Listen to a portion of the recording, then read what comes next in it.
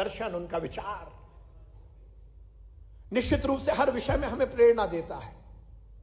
जब शिकागो में वो धर्म सभा में हिंदुस्तान का प्रतिनिधित्व करने गए, उन्हें बहुत ही उपेक्षा की दृष्टि से देखा गया।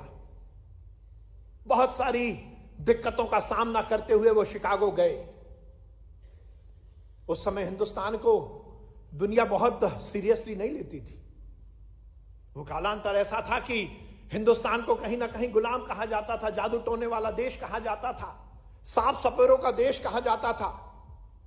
और जब विवेकानंद उस मंच पर गए तो उन्हें केवल 1 मिनट दिया गया बोलने को, और विषय भी दिया गया 0, 0।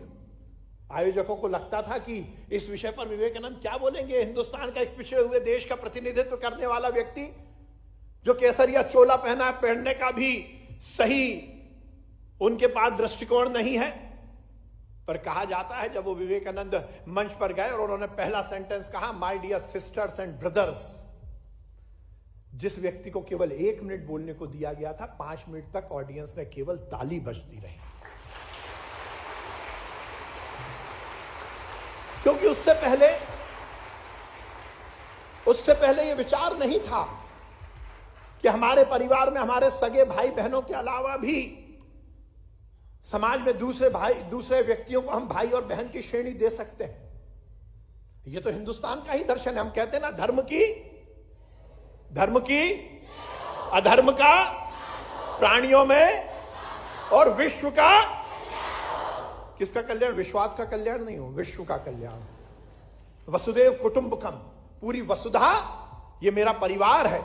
इस विचार को लेकर हम अपने जीवन को जीते, यही हमारा दर्शन है। और यही दर्शन को शिकागो की धर्म सभा में विवेकानंद ने प्रतिपादित किया। My dear brothers and sister के माध्यम से उन्होंने ये बताया कि ये पूरी दुनिया एक परिवार है, और इस परिवार को यदि कोई नेतृत्व कर सकता है तो वो केवल हिंदू दर्शन, केवल भारतीय दर्शन कर सकता है।